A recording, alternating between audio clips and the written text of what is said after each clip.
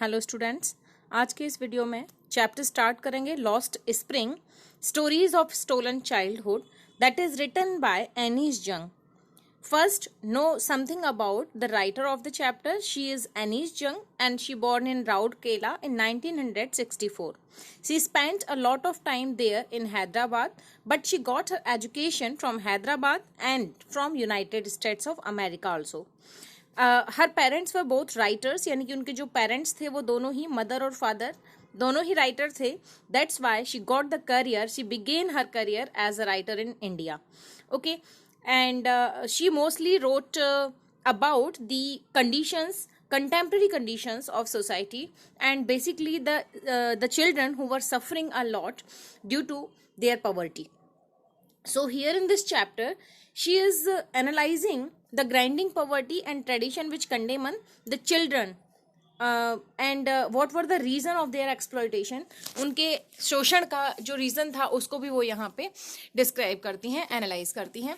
तो chapter start करते हैं. उससे पहले मैं आपको थोड़ा सा इसका बता दूं कि यहाँ पे जो राइटर हैं एनीस जंग, वो अपने लाइफ के रियल इवेंट्स को यहाँ डिस्क्राइब कर रही हैं. और जो राइटर एनीस जंग हैं वो यहाँ पे 2-3 मेन कैरेक्टर्स या उन बच्चों से हम लोग कह सकते हैं, उन बच्चों से वो बात करती हैं.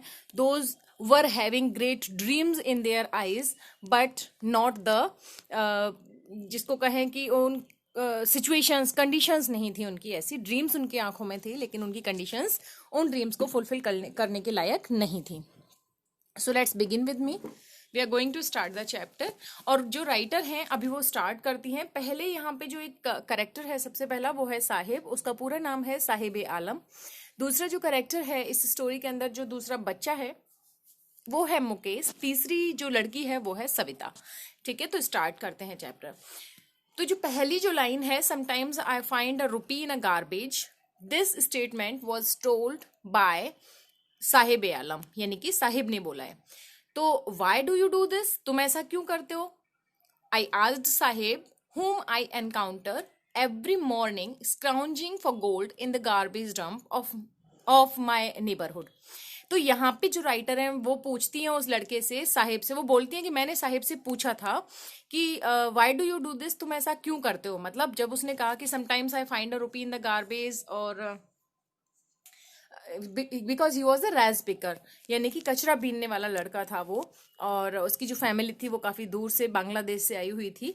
तो ये चीज़ हम लोग आगे डिस्कस करेंगे. लेकिन यहाँ पे जो राइटर हैं अभी वो बताती है कि मैंने साहिब से पूछा था, जिससे कि मैं मिलती थी हर मॉर्निंग. स्क्राउंजिंग करता था वो गार्बेज डंप से. जब वो गार्बेज डंप से कुछ ढूंढ रहा होता था, स्क्राउंजिंग का मतलब होता है सर्च करना. जब वो सर्च कर रहा होता था मेरे नेबरहुड में, तो मैं उस लड़के से पूछती थी कि तुम ऐसा क्यों करते हो. तो देखिए, Sahib left his home long ago. फिर आगे उसके बारे में थोड़ी सी जानकारी देती हैं. वो बोलती हैं कि साहिब ने काफ़ी पहले अपना घर छोड़ दिया था. और वो घर कहाँ था उसका, set amidst the green field of Dhaka. Dhaka यानी कि Bangladesh. His home is not even a distant memory, यानी कि वो बचपन में ही अपने कंट्री से, अपने जो देश था बांग्लादेश, वहाँ से वो आ गया था. And now he was living on the periphery of Delhi with his parents. There were many storms. तो यहाँ जो राइटर है वो बोल चुकी कि काफ़ी टाइम पहले उसने अपना घर छोड़ दिया था. और उसका घर कहाँ था, midst amidst the green fields of Dhaka, यानी कि ढाका के हरे भरे खेत खलियानों के बीच में उसका घर था. और उसकी यादों में भी अपने घर की मेमोरीज नहीं थी, यानी कि उसकी यादों में कोई भी उसके घर की याद नहीं थी. There were many storms that swept away their fields and homes, his mother tells him. यानी कि उसकी माँ ने उसको बताया था. किसकी माँ ने, जो साहिब लड़का था उसकी माँ ने उसको बताया था. और फिर साहिब ने राइटर को बताया, क्या बताया, कि काफ़ी सारे स्टॉर्म्स वहाँ पे आए जो कि स्वेप्ट अवे कर ले गए उनके फील्ड्स को और उनके घरों को.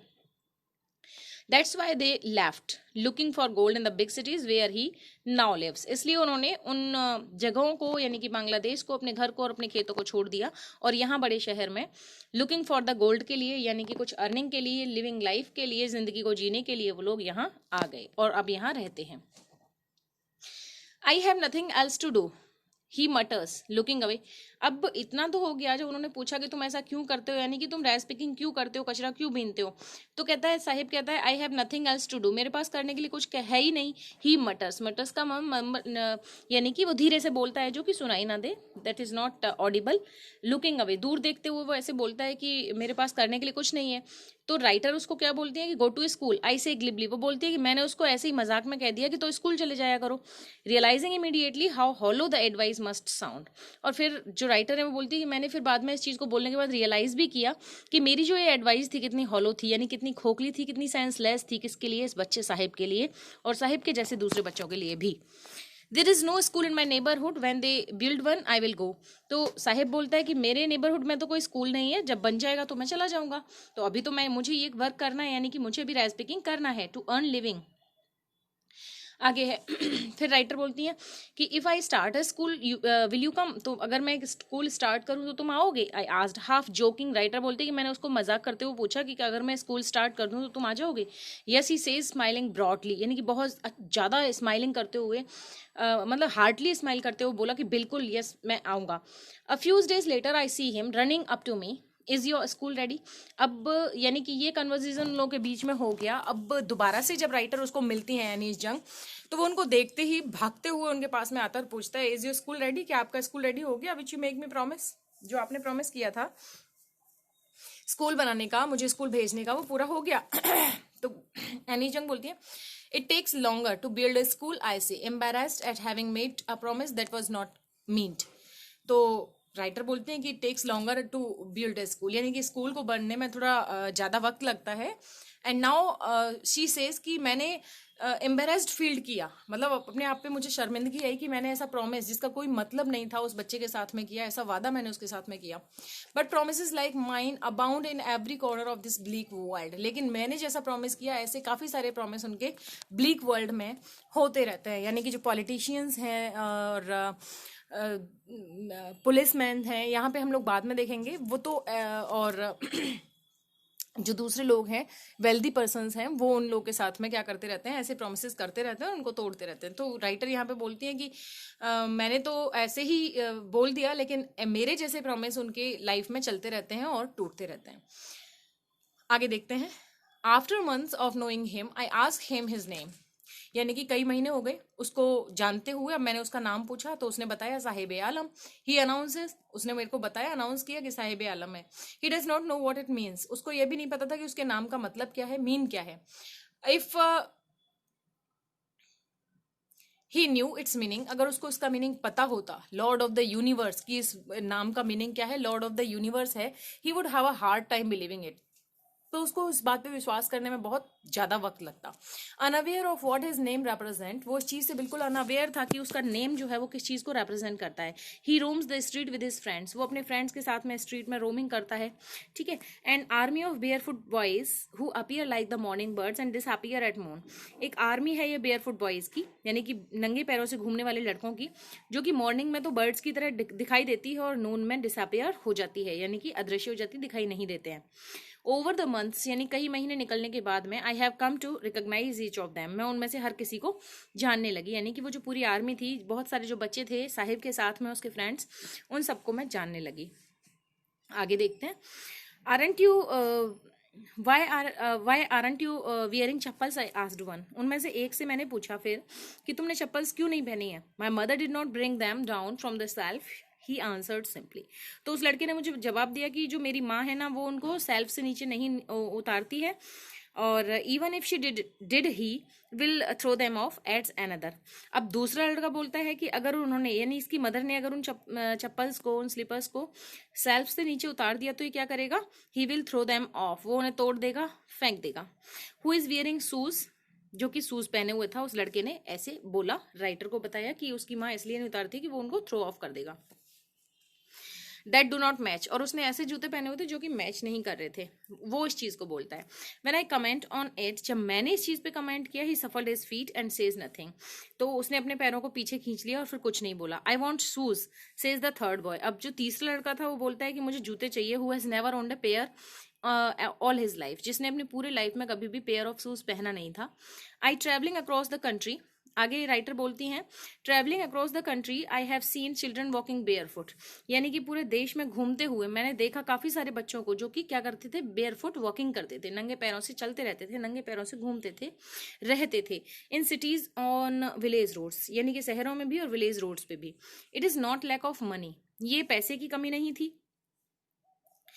But a tradition to stay barefoot is one explanation. तो अगर मैं उनसे पूछती थी तो वो क्या बोलते थे, वहाँ की जो उनके पेरेंट्स या फिर वहाँ के जो लोग हैं वो क्या बोलते थे कि पैसे की कमी नहीं है, ये ट्रेडिशन है नंगे पैर रहने का, स्टे बेयर फुट ये क्या है, ट्रेडिशन है, इज वन एक्सप्लेनेशन, ये एक्सप्लेनेशन मुझे कभी कभी दी जाती थी। I wonder if this is only an excuse to explain away a perpetual state of poverty. तो मुझे सरप्राइज होता है, वंडर होता है, मैं इस चीज से बहुत परेशान होती हूँ कि ये क्या एक्सक्यूज है एक्सप्लेन करने का, किसको, अपनी परपेचुअल स्टेट ऑफ पॉवर्टी को, परपेचुअल का मतलब होता है परमानेंट, स्थायी, जिसे वो कभी बाहर नहीं निकल सकते, उस परपेचुअल पॉवर्टी को एक्सप्लेन करने का ये क्या तरीका है। मेरे को इस चीज से बहुत ज्यादा सरप्राइज होता था। ठीक है, I remember story a man from Udupi. अब यहाँ पे जो राइटर है वो एक स्टोरी लेके आती हैं, और this is not concern to the your exam. इस वैसे तो इस पैराग्राफ से कोई क्वेश्चन बनता नहीं है, पर फिर भी आप लोग देख लीजिए। चलिए, I remember story man from Udupi once told me. अब राइटर बोलती है कि उदीपी से एक व्यक्ति मुझे मिला था जिसने मुझे अपनी स्टोरी सुनाई थी। As young boy he would go to school. जब वो छोटा बच्चा था तो वो स्कूल जाता था। पास्ट एन ओल्ड टेम्पल, एक पुराने टेम्पल को पास करके, where his father was a priest, जहाँ उसके फादर उस टेम्पल के अंदर एक प्रीस्ट थे, और वहाँ वो ब्रीफली रुकता था, थोड़ा सा रुकता था टेम्पल के अंदर, और पेयर ऑफ शूज के लिए प्रे करता था, एक जोड़ी जूतों के लिए वो प्रार्थना करता था उस मंदिर के अंदर। And 30 years later I visited this town, और 30 साल बाद मैंने उस टाउन को विजिट किया और टेम्पल को विजिट किया, which was now ड्रॉन्ड in an air of, जो कि अब क्या हो चुका था, आइसोलेशन एयर में था। यानी कि आप कह सकते हो कि कुछ उसकी कंडीशन अच्छी नहीं थी मंदिर की, यानी कि वो पुराना खंडर बन चुका था। इन द बैकयार्ड, और उसके पीछे जो बैकयार्ड था, आंगन था, where lived a new priest, जहाँ पे अब एक नया प्रीस्ट रहता था। दे वो red and white plastic chair पड़े हुए थे। यंग बॉय, एक छोटा सा बच्चा, dressed in a grey uniform में पहने हुए था, सॉक्स और शूज उसने पहने हुए थे, वहां पेंटिंग करते हुए, पेंटिंग का मतलब होता है हाँफते हुए, डीप ब्रीथिंग करते हुए, through his school bag on a folding bed, एक फोल्डिंग बेड पे अपने बैग को पटक देता है, स्कूल बैग को फेंक देता है। लुकिंग एट द बॉय, उस लड़के को देखकर, I remember the prayer another boy had made, उनको यानी कि राइटर को उस लड़के की या उस व्यक्ति की याद आ जाती है जिसने बताया था कि उदीपी में मैं जब छोटा था तो मैं प्रेयर करता था उस मंदिर के पास में। तो अब उस मंदिर के पास में, वो तो 30 साल हो गए, काफी बड़ा हो गया, उसको पेयर ऑफ शूज भी मिल गया, उसने बाद में बताया राइटर को। लेकिन ये जो लड़का है ये क्या कर रहा है, स्कूल से आता है, अपने बैग को फोल्डिंग बेड पे फेंक देता है, और उस लड़के को देख के जो राइटर हैं एनीस जंग, उनको उसी व्यक्ति की याद आ जाती है। ठीक है, जिसको कि finally a pair of shoes उसको मिल गए थे, got a pair of shoes. ठीक है, let me never lose them, the goddess had granted this prayer, his prayer, और वो कहता था कि मैं इनको कभी खोऊंगा नहीं, और गॉडेस ने मेरी प्रेयर को ग्रांट कर लिया, यानी कि स्वीकार कर लिया है। ठीक है, ऐसे उसने बोला था। आगे देखते हैं, young boys like the son of the priest now war shoes. Young boys यानी कि छोटे बच्चे, प्रीस्ट के बच्चे के जैसे, अब जो यानी कि ये जो प्रीस्ट है और ये जो बच्चा है, इसने पेयर ऑफ शूज पहन रखा है। तो वो कहती हैं, young boys like the son of the priest now, अब जूते पहनते थे, 30 साल बाद की बात वो कर रही है। But many other like the rest because in my neighbourhood remain shoeless. लेकिन वो साथ में ये भी बोलती हैं कि लेकिन काफी सारे बच्चे शूजलेस भी हैं, जैसे कि मेरे नेबरहुड के वो रेस्ट बिकर्स। ठीक है, my acquaintance with the bare foot रेस्ट pickers lead me to Seemapuri, a place on periphery of Delhi. आगे राइटर बोलती हैं कि मेरा एक्वेंटेंस का मतलब होता है फैमिलियरिटी, मेरी फैमिलियरिटी हो गई किसके बाद में, उन बेयरफुट रेस पिकर्स के साथ में, यानी उन बच्चों के साथ में। और ये मुझे कहाँ ले गई, सीमापुरी ले गई। सीमापुरी जो कि एक जगह है कहाँ पे, पेरीफेरी ऑफ दिल्ली पे, यानी कि दिल्ली के जो पेरीफेरी है, वहाँ पेरीफेरी मीन्स बॉर्डर बोलते हैं, दिल्ली का जो बॉर्डर है वहाँ पे एक जगह है सीमापुरी, वहाँ ले गई। Yet miles away from it, Delhi से तो माइल्स अवे है, मीलों की दूरी पे है, मेटाफोरिकली अगर देखा जाए, मेटाफोरिकली मीन्स अगर फिजिकली देखा जाए, यानी कि डिस्टेंस के बिहाफ पे अगर देखा जाए तो। ठीक है, आगे देखते हैं। Those who live here are squatter who came from Bangladesh, जो लोग यहाँ पे रहते हैं वो कहाँ से आए हैं, बांग्लादेश से आए हैं।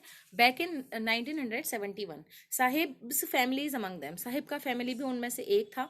And Seemapuri was then a wilderness, Seemapuri उस टाइम पे जब वो लोग आए थे एकदम वाइल्डरनेस में था, मतलब शांत और बहुत एक तरीके की वैसी जगह थी जहाँ पे कोई रहता नहीं था। इट स्टिल इज, अभी भी ये ऐसी है, but it is no longer empty, लेकिन अब ये खाली नहीं है। It's in structures of mud, यानी कि मड के, मिट्टी के जो स्ट्रक्चर्स हैं, स्ट्रक्चर यानी कि दीवारें, और वो तो उन्होंने बना ली है, और उन पे रूफ्स किस चीज का बनाया है, टिन का और टार्पोलिन का। डिवॉइड ऑफ सीवेज, और ये जो जगह है वो सीवेज से डिवॉइड है, यानी कि वहां पे सीवेज बिल्कुल भी नहीं है, पानी के निकलने की जगह नहीं है। ड्रेनेज और रनिंग वाटर को निकलने की जगह नहीं है, किसी तरीके का कोई ड्रेनेज नहीं है। एंड लिव 10,000 रेस पिकर्स, और वहां पे 10,000 रेस पिकर्स रहते हैं। They have lived here for more than 30 years without an identity, ये लोग वहां पे 30 ईयर्स से रह रहे हैं without any identity, without any permit, but with ration cards that get their names on voters list and enable them to buy grain। तो जो पॉलिटिशियंस हैं उन्होंने उनको राशन कार्ड्स तो अवेलेबल करा रखे हैं, जिसकी वजह से उनको उनके वोट्स मिल जाते हैं और उनका भी फायदा हो जाता है पॉलिटिशियंस का, और इन लोगों को क्या मिल जाता है, ग्रेन मिल जाता है खाने के लिए। बट इनकी कोई आइडेंटिटी नहीं है वहां पे राशन कार्ड के अलावा। ठीक है, आगे देखते हैं। If at the end of the day we can feed our families and go to bed without an aching stomach, we would rather live here than the field that gave us no grain, say a group of women in tattered sarees when I asked them why they left their beautiful land of green fields and rivers।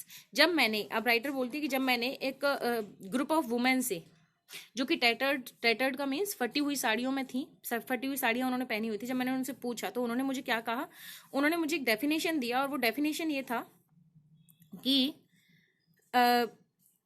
यहां से शुरू करते हैं। अगर end of the day में, वो क्या बोलती हैं वो लेडीज, कि अगर एंड ऑफ द डे में हम लोग हमारी फैमिलीज को फीड करा सकते हैं, यानी कि खाना पूरा खिला सकते हैं, and go to bed without an aching stomach, और बिना एचिंग स्टमक के, यानी कि बिना दर्द के, पेट में दर्द कब होगा, इन लोगों का कहना है कि बिना भूखे पेट के। ठीक है, यानी कि हम रात को बिस्तर पे जाते वक्त अगर अपने फैमिलीज को अच्छे से खाना खिला पाएं तो ये ज्यादा बेटर है यहाँ पे रहना, better rather than the fields gave us know grain. उन फील्ड्स या उन घरों में या बांग्लादेश में रहने के बजाय जहाँ पे हमारे लिए किसी भी तरीके का खाना नहीं है। तो यहाँ जो राइटर हैं वो बोलती हैं कि जब मैंने एक ग्रुप ऑफ वुमेन जो कि टैटर्ड साड़ीज में था, फटी हुई साड़ियाँ उन्होंने पहन रखी थी, उनसे पूछा कि उन्होंने अपने घरों को क्यों छोड़ दिया, beautiful land of green fields and reverse को क्यों छोड़ दिया, तो उन्होंने बोला कि अगर हम एंड ऑफ द डे में अपनी फैमिलीज को फीड करा पाते हैं और उनको पेट भर के सुला पाते हैं तो ये बेटर है कि हम लोग यहीं रहें, ना कि उन ग्रीन फील्ड्स में और रिवर्स में और होम्स में। ठीक है, अब आगे कहती हैं कि wherever they find food they pitch their tents that become transit homes। अब राइटर बोलते हैं कि जहां पे भी उनको फूड मिलता था ना, जहां भी उनको खाना मिल जाता था, वहीं पे वो पिच कर देते थे। पिच का मतलब गाड़ देना, अपने टेंट्स को वहीं गाड़ देते और वो इनके ट्रांजिट होम बन जाते थे। ट्रांजिट होम मीन्स अस्थायी घर जिसको बोलो, यानी कि कुछ टाइम के लिए वो वहीं रह जाते थे। And children grows up in them, और बच्चे उनमें बड़े होते थे, बिकमिंग पार्टनर्स इन सर्वाइवल, और पार्टनर बन जाते थे उनके सर्वाइवल में, यानी कि अपनी फैमिली को ग्रो अप करने के लिए, अपनी फैमिली की कंडीशन को इम्प्रूव करने के लिए उनके जो छोटे छोटे बच्चे थे वो भी थोड़े से बड़े होने के बाद ही काम में लग जाते थे। And survival in Seemapuri means rag picking, और सीमापुरी के अंदर सर्वाइवल का मतलब होता है रेज पिकिंग, यानी कि कचरा बीनना, कचरा उठाना। ठीक है, आगे देखते हैं। Through the years it has acquired the proportion of a fine art, और काफी सालों से जब ये लोग इसको कर रहे हैं तो ये क्या बन गया है, उनकी एक फाइन आर्ट, यानी कि उनको इस काम में आर्ट आ गया, यानी इस काम में महारत हासिल हो गया है, वो अच्छे से इस काम को कर पाते हैं। Garbage to them is gold, उन लोगों के लिए गार्बेज क्या है, it is like a gold, it is their daily bread, उनका डेली का ब्रेड है। उनके हेड के ऊपर एक रूफ है, छत है, even if it is a leaking roof, भले ही लीकिंग करती हुई, यानी कि लीक करती हुई, यानी कि टूटी हुई छती क्यों ना हो, but for a child it is even more, लेकिन एक बच्चे के लिए तो इससे भी ज्यादा है। आगे चलते हैं। I sometimes find a rupee even in a 10 rupee note, Sahib से, साहिब बोलता है कि कई बार तो मुझे 1 रुपया और कई बार मुझे 10 रुपी नोट भी मिल जाता है। हिज आईज लाइटिंग अप, उसकी आंखों में चमक आ जाती है जब वो इस चीज को राइटर को बता रहा होता है। When you can find a silver coin in a heap of garbage, तो यहाँ पे जो राइटर हैं वो एक्सप्लेन करती हैं उसके उस थॉट को, उसके उस स्टेटमेंट को, कि जब आपको एक हीप ऑफ गार्बेज में कोई सिल्वर कॉइन मिल जाता है, यू डोंट स्टॉप स्क्राउंजिंग, तो आप स्क्राउंजिंग को यानी कि सर्च को रोकते नहीं हो, for there is hope of finding more, क्योंकि आपको आशा बन जाती है कि वहां पे कुछ और भी मुझे मिल जाएगा। It seems that for the children, ऐसा ही उन बच्चों के साथ में था, garbage has a meaning different from what its meaning to their parents, garbage का मतलब उन लोगों के लिए थोड़ा सा अलग था उनके पेरेंट्स के अलावा, यानी उन बच्चों के लिए गार्बेज का मतलब अलग था और उनके पेरेंट्स के लिए अलग था। बच्चे तो इसको एंजॉयमेंट में करते थे गार्बेज पिकिंग को या राइस पिकिंग को, उनके पेरेंट्स के लिए तो ये रोजी रोटी था, उनकी फैमिली का ब्रेड था। ठीक है, for the children it is wrapped in wonder, बच्चों के लिए तो ये क्या था, एक रैप्ड इन वंडर था, मतलब रैप्ड मीन्स लपेटा हुआ, आश्चर्य था, यानी कि थोड़ा सा अगर उन्हें कुछ मिल गया तो वो दूसरी चीजों को खोजने लगते थे। एक दूसरे की होती है ना बच्चों में कुछ एक ऐसे कि तेरे को 1 रुपया मिला, मुझे देख 2 मिल गए, मुझे और ये मिल गया, मुझे ये मिल गया, तो इस तरीके से वो लोग करते थे। For the elders it is a means of survival, और एल्डर्स के लिए क्या था, मीन्स ऑफ सर्वाइवल था, जिंदा रहने का एक साधन था, क्या, रेज पिकिंग। आगे देखते हैं। One winter morning, I see Sahib standing by the fence gate of the neighborhood club. अब राइटर कहती हैं कि एक बार नेबरहुड क्लब के गेट के पास में ये साहिब जो है वन विंटर मॉर्निंग में खड़ा हुआ था, watching 2 young men dressed in white playing tennis, और 2 लड़कों को देख रहा था जो कि टेनिस खेल रहे थे और ड्रेस्ड इन वाइट थे, सफेद कलर के उन्होंने कपड़े पहन रखे थे। आगे जो ये है, आई लाइक द गेम, ये जो साहिब है वो बोलता है कि I like the game, he hums, वो धीरे से बोलता है कि उसको ये गेम पसंद है। Content to watch it standing behind the fence, और इसको देखता रहता है फेंस के यानी कि दीवार के पास में खड़ा होके। आई गो, आगे साहिब बोलता है that I go inside when no one is around, मैं अंदर जाता हूं जब आसपास कोई नहीं होता है, वो इस चीज को स्वीकार करता है कि मैं अंदर चला जाता हूं। The gate keeper lets me use the swing, और जो गेट कीपर है ना वो मुझे स्विंग मीन्स झूलों को यूज करने देता है, जो झूले उस क्लब के अंदर लगे हुए हैं। Sahib two is wearing tennis shoes that look strange over his discoloured shirt and shorts, Sahib ने भी टेनिस शूज पहने हुए हैं जो कि स्ट्रेंज लग रहे हैं, मतलब अद्भुत लग रहे हैं, अलग लग रहे हैं, बेकार लग रहे हैं उसके डिसकलर्ड शर्ट और शॉर्ट्स पे, यानी कि फेडेड कलर का उसका शर्ट और शॉर्ट्स हैं और उन पे उसने टेनिस शूज पहने हुए हैं। Someone gave them to me, he says in a manner of an explanation, अब राइटर को वो एक्सप्लेनेशन देता है अपने शूज के रिगार्डिंग कि किसी ने मुझे ये दिए हैं, ठीक है। The fact that they are discarded shoes of some rich boy, और फैक्ट ये था कि वो किसी रिच बॉय के डिस्कार्डेड शूज थे, मतलब किसी रिच बॉय ने उनको फेंक दिया था, who perhaps refuse to wear them, शायद उसने उनको पहनने से मना कर दिया था, because of a hole in one of them, क्योंकि उनमें से एक के अंदर क्या हो गया था, एक होल हो गया था, एक छेद हो गया था, ठीक है। आगे देखते हैं। Does the not bother him, लेकिन इस लड़के को इस बात की कोई चिंता नहीं थी। For one who has walked bear foot, एक लड़का, एक व्यक्ति, एक इंसान जो कि बेयर फुट रहता हो, नंगे पैर रहता हो, even shoes with a hole is a dream come true, तो उसके लिए ऐसे शूज मिल जाना जिसमें कि सिर्फ क्या हो, एक होल हो, वो तो ऐसी बात है कि जैसे उसका ड्रीम जो है वो सच हो गया, उसका सपना सच हो गया अगर उसको जूते मिल गए, भले ही उसमें एक छेद ही क्यों ना हो। But the game he is watching so intently is out of his reach, लेकिन गेम जो वो खेल रहा था वो उसकी पहुंच से बाहर था। This morning Saheb is on his way to the milk booth, अब राइटर को वो फिर से मिलता है, ये बात हो गई नेक्स्ट डे या कुछ दिन बाद की बात है। अब this morning Saheb is on his way to the milk booth, अब इस मॉर्निंग में जब वो राइटर और साहिब मिलते हैं तो वो मिल्क बूथ की तरफ से आ रहा होता है। In his hand is a steel canister, उसके हाथ में एक स्टील कैनिस्टर है। Now I work in a tea stall down the distant I am sorry, एक लाइन छूट गई अपनी। Now I work in a tea stall down the road, he says pointing in the distance, अब ये जो साहिब है वो बोलता है कि अब मैं वर्क करता हूँ एक टी स्टॉल पे, डाउन द रोड, वहां, he says pointing in a distance, distance पे पॉइंट आउट करते बोलता है कि मैं अब एक टी स्टॉल पे वहां पे वर्क करता हूँ, and I am paid 800 rupees and all my meals, और मुझे 800 रुपये मिलते हैं और मेरा पूरा खाना मिलता है, ठीक है।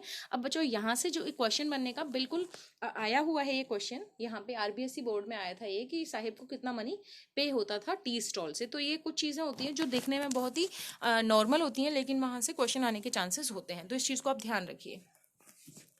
तो वो बोलता है कि I am paid 800 rupees and all my meals, does he like the job, अब मैंने पूछा उसको, राइटर बोलती है कि मैंने पूछा does he like the job, क्या उसको जॉब पसंद है, तो his face I see has lost the carefree look, अब उसका जो चेहरा था वो केयर फ्री लुक को खो चुका था, it means he was not happy to work there, वो वहां पे काम करके खुश नहीं था। The steel canister seem heavier than the plastic bag he would carry so lightly over his shoulders, उसका जो स्टील कैनिस्टर था वो हैवियर लग रहा था उसको, ठीक है, उसको कैरी करना उसको हैवियर लग रहा था उसके खुद के प्लास्टिक बैग से, जिसको वो कैरी करता था बहुत ही लाइटली अपने शोल्डर्स के ऊपर, ठीक है। The canister belongs to the man who sorry the bag was his, ये जो बैग था ना प्लास्टिक बैग जिसको वो अपने रेस पिकिंग के लिए उस कचरे को बीन के रखने के लिए यूज करता था, तो द बैग वॉज हिज, ये जो बैग था वो उसका खुद का था। The canister belongs to the man who owns the tea shop, और ये जो कैनिस्टर है वो उसका है जिसकी टी शॉप है, ठीक है, ऐसे बोलते हैं। Saheb is no longer his own master, Saheb अब अपना खुद का मास्टर नहीं रहा था, यानी कि साहिब अब खुद की मर्जी का मालिक नहीं रहा था। I want to drive a car. देखिए अभी इस जो नेक्स्ट पैराग्राफ यहाँ से स्टार्ट हो रहा है, ये पोर्शन तो अपना साहिब के साथ और रेज स्पीकिंग के साथ ओवर हो जाता है, इसका अब नेक्स्ट पार्ट से कोई लेना देना नहीं है, ठीक है। अब जो दूसरा करेक्टर है अपने सामने वो है मुकेश नाम का एक बच्चा। तो मुकेश क्या है, I want to drive a car, ये स्टेटमेंट है मुकेश का, ठीक है। मुकेश इंसिस्ट ऑन, इससे भी राइटर मिलती हैं अनीश जंग, और इसके साथ में उनकी क्या स्टोरी होती है, क्या कन्वर्सेशन होता है, वो हम लोग पढ़ते हैं। Mukesh insist on being his own master, I will be a motor mechanic, he announces. Mukesh से जब वो मिलती हैं तो मुकेश उनको बताता है कि मैं खुद का मतलब खुद का बिजनेस करना चाहता हूँ अपना, मैं किसी पे डिपेंड होना या फिर मैं किसी के अंडर में काम करना नहीं चाहता, और मैं मोटर मैकेनिक बनना चाहता हूँ, ऐसा वो बोलता है, ठीक है। कौन बोलता है, मुकेश बोलता है। पहले I want to drive a car, वो ये भी बोलता है कि मैं कार ड्राइव करना चाहता हूँ, मैं मोटर मैकेनिक बनना चाहता हूँ, ठीक है। आगे देखते हैं। Do you know anything about cars, I ask. अब राइटर उससे पूछती है कि क्या तुम कार्स के बारे में कुछ जानते हो। तो अब ये जो लड़का है मुकेश, वो क्या बोलता है, I will learn to drive a car, मैं सीख लूंगा। वो जवाब देता है कि मैं सीख लूंगा कि ड्राइव कैसे करते हैं कार को। Looking straight into my eyes, मेरी आंखों में देखते हुए, his dreams looms like a mirage amidst the dust of street that fills his town Firozabad. अब राइटर बोलती है कि उसका जो ड्रीम था ना, वो एक मिराज की तरह था, यानी कि कंफ्यूजन की तरह था, डस्ट ऑफ स्ट्रीट के अंदर जो फिरोजाबाद कस्बे की, यानी कि वो जिस तरीके का सपना अपनी आंखों में सजाए बैठा था, वो कैसा था, एक मिराज की तरह था, उसके खुद के ही एक कंफ्यूजन की तरह था। ये कहिए कि ये पॉसिबिलिटीज उसके लिए नहीं थी, because of the dust of street that fills his town Firozabad, क्योंकि उसके घर की, उसके जगह की और उसकी फैमिली की कंडीशंस वो नहीं थी कि वो कुछ भी ऐसा कर पाए, लेकिन उसके सपने बड़े थे, थोड़े बड़े थे, बहुत बड़े तो नहीं थे। तो आगे देखते हैं। Famous for its bangles, Firozabad जो कि फेमस है किसकी, अपनी बैंगल्स के लिए। And every other family in Firozabad is engaged in making bangles, Firozabad में हर दूसरा परिवार क्या करता है, बैंगल मेकिंग करता है। And it is the centre of India's glass blowing industry where families, और ये क्या है, एक सेंटर है, एक ऐसी जगह है, केंद्र है इंडिया की ग्लास ब्लोइंग इंडस्ट्रीज का। यहाँ पे कांच का बहुत सारा काम, बहुत सारा सामान मिलता है, और बेसिकली यहाँ पे जो फिरोजाबाद है वो बैंगल्स के लिए ज़्यादा फेमस है। एंड थोड़ा सा ऊपर देखते हैं, लास्ट क्या था, industry where families have spend generations, जहाँ पे जो फैमिलीज हैं वो अपनी जनरेशंस को स्पेंड कर देती हैं working around furnaces. Furnaces means भट्टियों के चारों तरफ बैठे बैठे कई सारी फैमिलीज अपनी कई सारी जनरेशंस को, या ये कहिए कि एक फैमिली की कई सारी जनरेशंस वर्क करती हैं फर्नेसेस के चारों तरफ बैठ के, वेल्डिंग ग्लासेस को वेल्ड करती हैं, मेकिंग बैंगल्स बनाती हैं for all the women in the land it seems, पूरे दुनिया की महिलाओं के लिए, ठीक है। Mukesh family is among them, Mukesh की फैमिली भी उनमें से एक है। And none of them know that it is illegal for children like him to work in a glass furnace with high temperatures in dingy cells without air and light. और उनमें से कोई भी नहीं जानता इस चीज को कि इलीगल है बच्चों का ऐसा काम करना, किसमें, ग्लास फर्नेसेस के अंदर हाई टेम्परेचर में डिंजी सेल्स में बच्चों का काम करना, जिनमें कि एयर ना हो, लाइट ना हो, विदाउट एयर विदाउट लाइट हो, ऐसी जगहों पे बच्चों का काम करना क्या है, इलीगल है। That the law if enforced, ये कानून है, अगर इस कानून को अगर इन्फोर्स कर दिया जाए, अगर इस कानून को पारित कर दिया जाए, इस कानून को लागू कर दिया जाए, could get him and all those 20,000 children out of the hot furnaces where they slog their delight hours, often losing the brightness of their eyes। और आगे राइटर क्या कहती है कि अगर इस कानून को लागू कर दिया जाए वहां पे, तो मुकेश और मुकेश के जैसे जो 20,000 बच्चे वहां हॉट फर्नेसेस में काम कर रहे हैं, जो कि अपने डे लाइट आवर्स को वहां पे स्लॉग कर देते हैं, बिता देते हैं, और अपनी जो ब्राइटनेस ऑफ देयर आईज है उसको लूज कर देते हैं, उसको खो देते हैं, अपनी उनकी आंखों की रोशनी चली जाती है। तो अगर ये नियम वहां पे चालू कर दिया जाए या लागू कर दिया जाए तो ठीक रहेगा, ऐसा करके राइटर बोलती हैं। आगे है, Mukesh eyes beam as a volunteer to take me home. अब मुकेश की आंखें जो हैं वो बीम हो जाती हैं, चमक आ जाती है उनके अंदर, जब वो मुझे क्या करता है, घर ले जाने के लिए मेरे को इंसिस्ट करता है। राइटर बोलती हैं अनीश जंग कि मुकेश मुझे बोलता है कि आप मेरे घर चलिए, और फिर उसको प्राउडली बोलता है कि इट इज बीइंग रिब्यूल्ड, कि मेरा जो घर है ना वो रिब्यूल्ड हो रहा है, यानी कि दोबारा से बन रहा है, यानी कि नया बन रहा है। We walk down stinking cell, तो राइटर बोलती है मैं उसके साथ मैं चलती, और हम लोग स्टिंकिंग लेन्स से होके, यानी बदबूदार गलियों से होके, जो कि चॉक्ड विद गार्बेज थी, गार्बेज से भरी हुई थी, पास्ट होम्स, ऐसे काफी सारे घरों को पास किया जिनमें कि क्या था, क्रम्बलिंग वॉल्स थे, वॉबली डोर्स थे, हिलते डुलते टूटे फूटे से दरवाजे थे, विंडोज उनके अंदर नहीं थी, crowded with families of humans and animals coexisting in the primitive state, primeval state में जैसे रहते थे जानवर और इंसान एक ही घर के अंदर, छोटे से घर के अंदर, ऐसे ही यहाँ पे इस गली में या इस जगह पे लोग रहते हैं। ह्यूमंस और एनिमल्स उन घरों में साथ साथ, उनकी फैमिली साथ साथ रहती है। He stops at the door of one such house, ऐसे ही एक घर के दरवाजे पे वो रुक जाता है। Bangs a wobbly iron door with his foot और अपने पैर से ठोकर मारता है ऐसे ही वॉबली एक हिलते डुलते आयरन डोर को, एंड पुशेज इट ओपन, और इसको ओपन करने के लिए पुश करता है। We enter the half built shack, हम लोग एक half built shack, shack means झोपड़ी आप कह सकते हो उसको, उसमें हम लोग एंटर कर जाते हैं। In one part of it thatched with dead grass is a firewood stove over which sits a large vessel of sizzling spinach leaves. Writer बोलती हैं कि इसके एक पार्ट में तो क्या था, थैस्ड विद डेड ग्रास, इसका एक जो पार्ट था यानी कि इस शैक का एक जो हिस्सा था वो तो डेड ग्रास से यानी कि सूखी घास से थैच्ड था, यानी कि इसके ऊपर सूखी घास लगी हुई थी।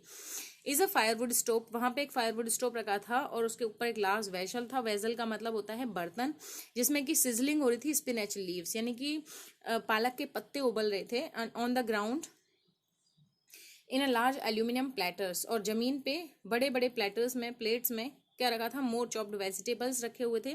और एक फ्रेल वुमन जो थी, फ्रेल का मतलब होता है दुबली पतली सी, weak and thin and weak, young woman जो थी वो कुकिंग कर रही थी इवनिंग मील, किसके लिए, होल फैमिली के लिए। Through eyes filled with smoke she smiles, जब मैंने उसको देखा तो उसकी आंखों में धुआं जा रहा था वैसे तो, लेकिन वो स्माइलिंग करती है। स्माइल किया उसने मेरी तरफ, जैसे जाते हैं किसी के घर तो देख के वो स्माइल कर गई, राइटर को देख के वो स्माइल किया। वो जो वुमन थी वहां पे, अभी वुमन कौन थी वो आगे देखते हैं, देखिए सारा डिस्क्रिप्शन दिया हुआ है यहाँ पे उन्होंने। She is the wife of Mukesh elder brother, Mukesh के बड़े भाई की वाइफ थी वो, and not much older in years, बहुत ज्यादा उसकी उम्र नहीं थी। She has begun to command respect as a bahu, उसने कमांड यानी कि उसने एज अ बहू रेस्पेक्ट पाना शुरू कर दिया था। The daughter in law of the house, घर की बहू थी वो, डॉटर इन लॉ थी, already in charge of 3 man, उसके ऊपर 3 लोग की जिम्मेदारी थी, यानी कि 3 लोग का वो खाना बनाती थी, her husband Mukesh and their father, तीनों का।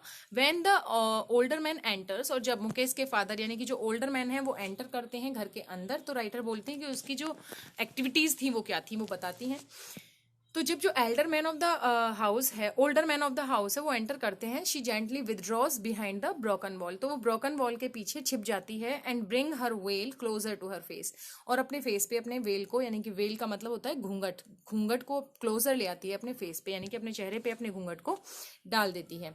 आगे है एज कस्टम डिमांड, जैसा कि कस्टम है, daughter in law must veil their faces before male elders, daughter in law को वेल करना होता है, घूंघट लगाना होता है मेल एल्डर्स के सामने। In this case the elder is an impoverished bangle maker, और इस केस में जो एल्डर मैन है वो इम्पॉवरिस्ड एक बैंगल मेकर है। Despite long years of hard labour, first as a tailor then a bangle maker, he has failed to renovate a house. पहले तो यानी कि जो राइटर है अब उसका पूरा डिस्क्रिप्शन दे रही है एल्डर मैन का,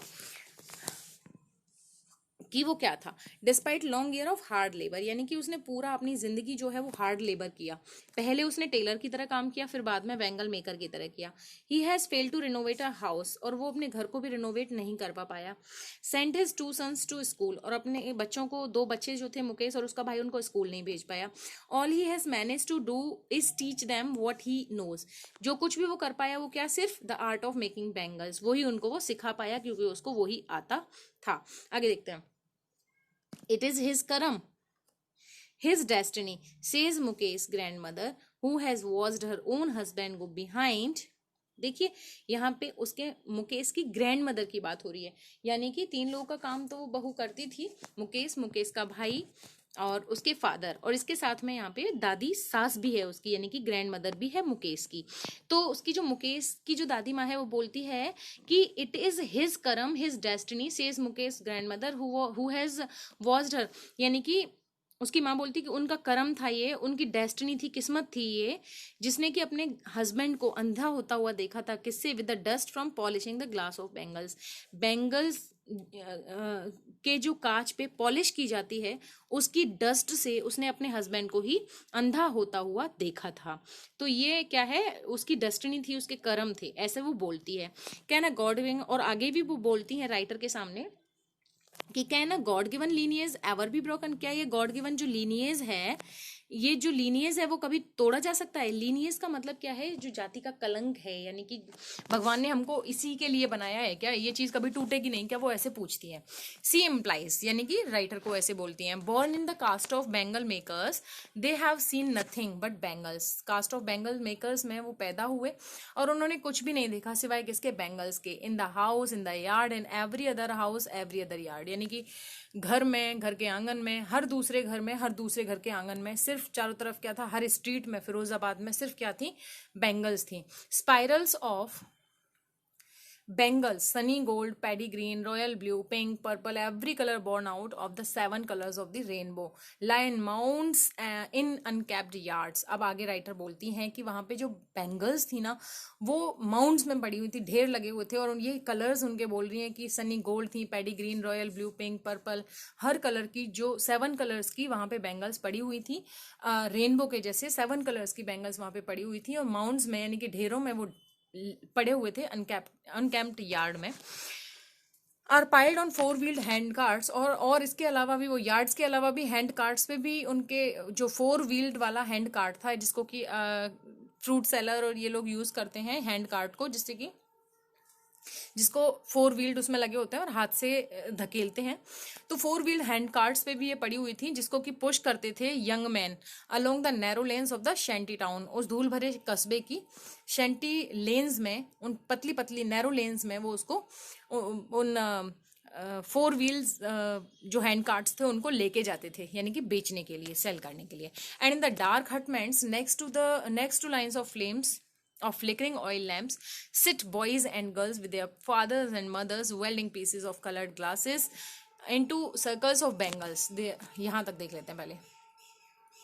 आगे राइटर बोलती हैं, एंड इन डार्क हटमेंट्स, और जो डार्क यानी कि अंधेरी, हटमेंट्स मीन्स जो झोपड़ियां थी, next two lines of flames of flickering oil lamps, वो क्या थी, फ्लिकरिंग करते हुए ऑयल लैम्प्स के सामने बैठे रहते थे उन यानी कि जो राइटर है बोलते हैं कि डार्क हटमेंट्स में, यानी कि अंधेरी झोंपड़ियों में जो ऑयल लैम्प फ्लिकरिंग करते थे, टिमटिमाते रहते थे, उनकी फ्लेम के सामने लड़के और लड़कियां अपने फादर और मदर के साथ में बैठे रहते थे, and welding pieces of coloured glasses into circles of bangles, और बैंगल के सर्कल में उन कलर्ड ग्लासेस को क्या करते थे, बेल्डिंग करते थे। Their eyes are more adjusted to the dark than to the light outside, उनकी जो आंखें थी वो डार्क में ज्यादा एडजस्ट हो गई थी लाइट आउटसाइड के अलावा के बजाय, मतलब बाहर का जो सनलाइट थी वो उनको सुटेबल नहीं रहती थी। Even the light that was there inside the dingy cells or dark cells, it was suitable to them, adjustable to them। that is why they often end up losing their eyesight before they become adults। और यही reason था कि वो अपनी eyesight को loose कर देते थे एडल्ट होने से पहले, यानी कि बचपन में ही। Savita a young girl, next character अपनी सामने जो आती है वो सविता है, और ये भी क्या है, बैंगल मेकिंग का वहां पे काम करती है। Savita a young girl in a drab pink dress, drab का मतलब होता है डिसकलर्ड, पिंक ड्रेस उसने पहना हुआ है, and she is sitting alongside an elderly women, के बगल में वो बैठी है और पीसेस ऑफ ग्लास को सोल्डरिंग कर रही है, यानी कि उनको जोड़ रही है। As a hands move mechanically like a tong of a machine, एक मशीन के टोंग्स की तरह, मतलब चिमटे की तरह, जल्दी जल्दी उसके हाथ बहुत तेजी से चल रहे हैं इस काम को करने में। And I wonder if she knows the sanctity of the bangles she helps make, और मैं इस चीज से बहुत ज्यादा सरप्राइज हूँ कि क्या इस लड़की को इन बैंगल्स की सैंक्टिटी मीन्स इसके सैक्रेसिटी यानी कि पवित्रता पता है, जिनको बनाने में वो हेल्प कर रही है, कि इन बैंगल्स को क्यों बनाते हैं, क्यों पहनते हैं, क्या इस लड़की को पता है? It symbolises an Indian woman's suhag, ये सिंबलाइज करती है एक इंडियन वुमेन के सुहाग को। ऑस्पिशियसनेस इन मैरिज, और शादी में ऑस्पिशियसनेस को मीन्स शुभता को माना जाता है, शुभता का प्रतीक होता है। जो महिलाएं शादियों में ज्यादा चूड़ियां पहनती हैं या चूड़ियां पहनती हैं, इस चीज को शुभ माना जाता है, और जो महिलाएं शादी ब्याहों में चूड़ियां वूड़ियां नहीं पहनती हैं उनको ऑस्पिशियस नहीं माना जाता। तो ऐसे ट्रेडिशंस हैं। It will dawn on her suddenly one day when her head is draped with red well, तो राइटर बोलती हैं कि ये डॉन कर दिया जाएगा, it will dawn on her suddenly one day, जब उसका जो हेड है वो ड्रैप कर दिया जाएगा रेड वेल से, यानी कि लाल घूंघट से जब उसका सर ढक दिया जाएगा, तो उसके हाथों में रेड डाई लगा दी जाएगी विद हिना, ठीक है, रेड डाई मीन्स मेहंदी लगा दी जाएगी, and red bangles rolled on to her wrist, और उसके रिस्ट में रेड बेंगल्स को रोल्ड कर दिया जाएगा, घुसा दिया जाएगा। She will then become a bride, और वो एक दुल्हन बन जाएगी, like the old woman beside her who became one many years ago, उन्हीं ओल्ड वुमन की तरह जो कि उसके बगल में बैठी हुई हैं काफी साल पहले, काफी वर्ष पहले वो भी एक ऐसी ही ब्राइड बनी थी। She still has bangles on her wrist. तो राइटर बोलती हैं कि अभी तक उनकी रिस्ट में बेंगल्स तो हैं, यानी कि उनकी कलाई में चूड़ियां तो हैं, but no light in her eyes, उनकी आंखों में लाइट नहीं है, प्रकाश नहीं है। एक वक्त शेर भर खाना भी नहीं मिलता, शी सेज, वो जो लेडी हैं जो उसके एल्डरली वुमेन उस सविता के पास में बैठी हैं, वो बोलती हैं कि एक वक्त शेर भर खाना भी नहीं मिलता है ना, वॉइस ड्रेन्ड ऑफ जॉय, एक ऐसी आवाज में जिसमें कि जॉय, इंजॉयमेंट, जॉय, कहीं प्रसन्नता, खुशी कहीं दूर दूर तक देखने को नहीं है, एक ऐसी आवाज में वो बोलती हैं कि एक वक्त शेर भर खाने को भी नहीं मिलता।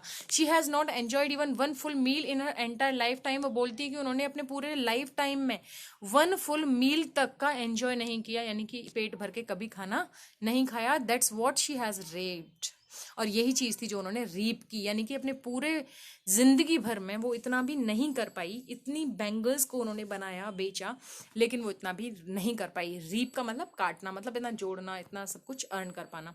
हर husband an old man with a flowing beard says I know nothing except bangles, उनका जो हस्बैंड है जो कि एक ओल्ड मैन है, उसकी जो बियर्ड है, वो दाढ़ी है, वो फ्लोइंग करती हुई है, यानी कि लटकी हुई है, वो कहते हैं कि आई नो नथिंग, मैं कुछ नहीं जानता, सिर्फ किसके अलावा, बैंगल्स के अलावा। All I have done is make a house for the family to live in, और मैंने क्या कर दिया है, मैंने घर बना दिया है फैमिली के रहने के लिए।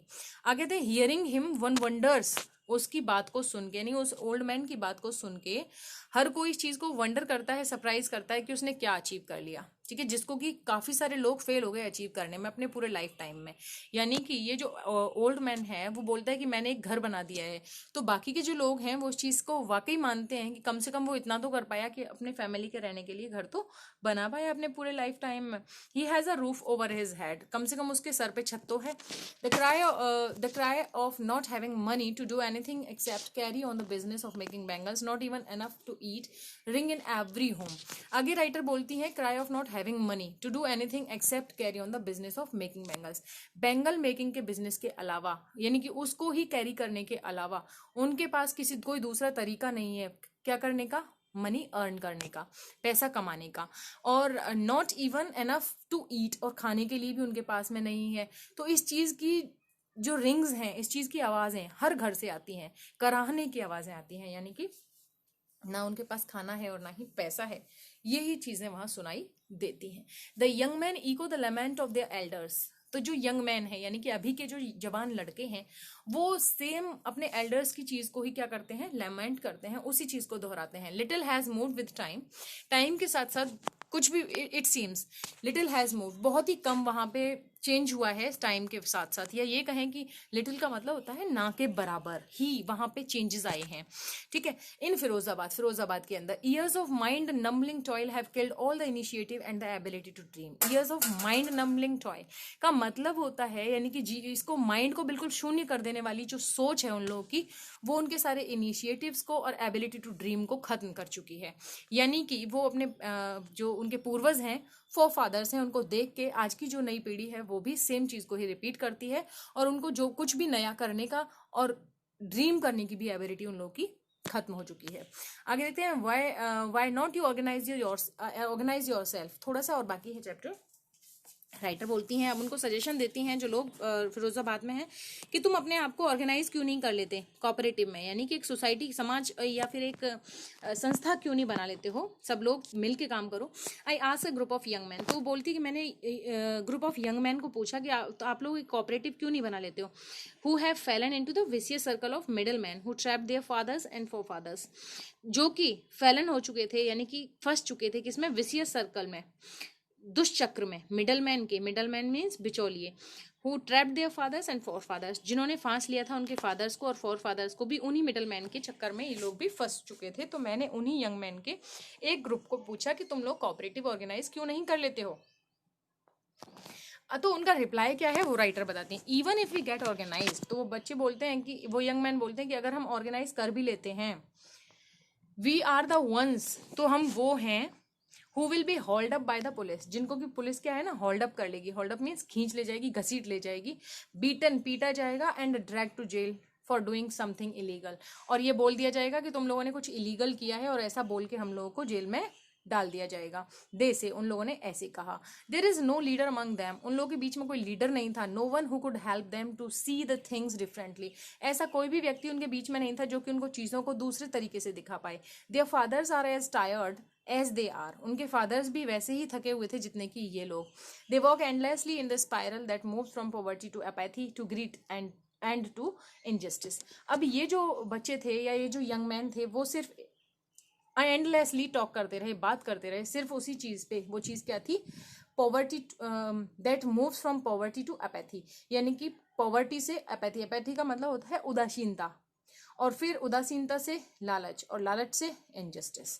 ये सारी चीजों पे वो एंडलेसली टॉक करते रहे। Listening to them I see two distinct world. अब जो राइटर है वो फाइनल कंक्लूजन पे आती हैं और बोलती हैं कि उन लोगों की बातों को सुन के मुझे पता चला कि दो तरह का वर्ल्ड है, दो तरह का संसार है। One of the family caught in a web of poverty, एक तो burdened by the stigma of caste in which they are born। बोलती हैं कि एक तो वो फैमिली जो कि वेब ऑफ पॉवर्टी में फंसी हुई है, यानी कि गरीबी के जाल में है, और burdened by the stigma of caste है, यानी कि जिस जाति में वो पैदा हुए हैं उस चीज का कलंक, उस कास्ट का कलंक। स्टिग्मा का मतलब होता है कलंक, कलंक का भार भी वो लोग सहन कर रहे हैं। विच दे आर बॉर्न, जिस कास्ट में वो पैदा हुए हैं उस कास्ट का बर्डन, उस कास्ट का स्टिग्मा का, कलंक का बर्डन भी, वजन भी, भार भी वो लोग उठा रहे हैं।